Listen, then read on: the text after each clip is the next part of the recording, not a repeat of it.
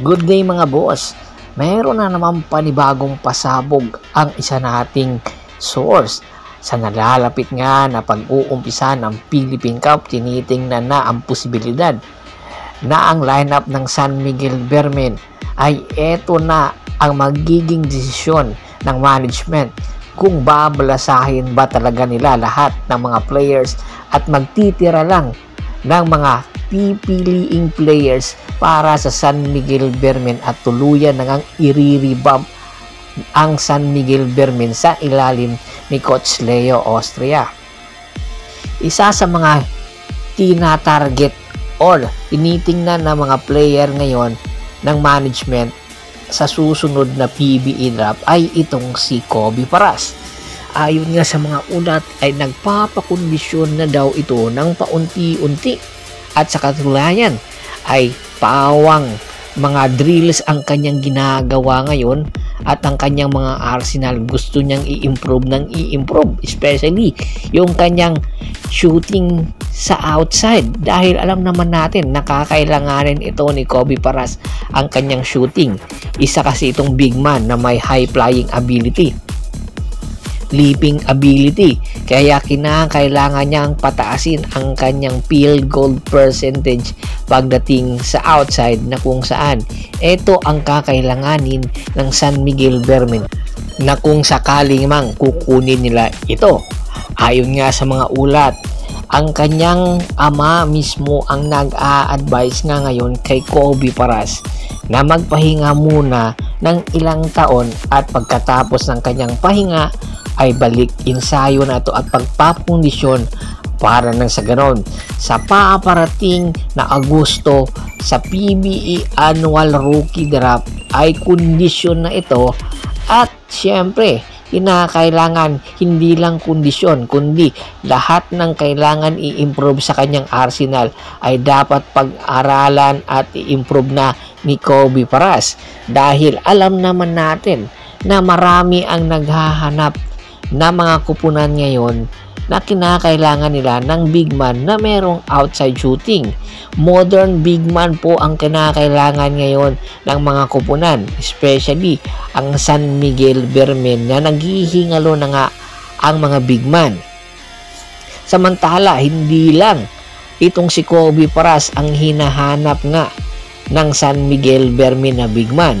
Ultimo, itong si Lawrence Domingo ay tinitingnan na ang posibilidad o malaking posibilidad na magpapalista na ito bago pa ito mag-edad ng 35 at the age of 33 ay hindi na rin bumabata itong si Lawrence Domingo.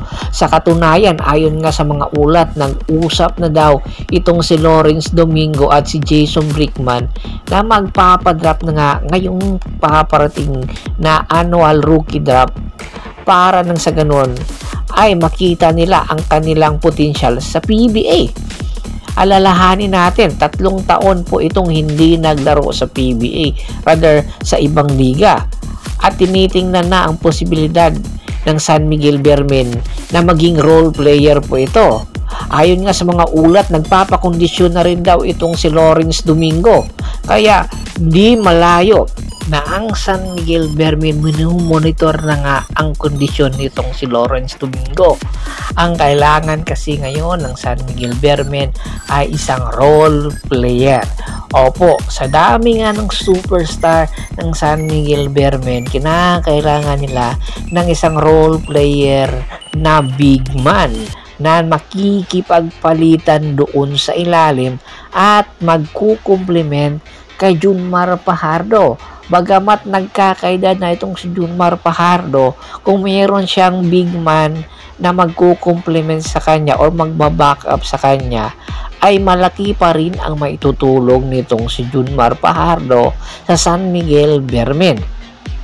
At kaya pa rin ni Junmar Fajardo na dominahin ang PBA kung meron siyang backup na big man na makakatulong sa kanya or aalalay sa kanya.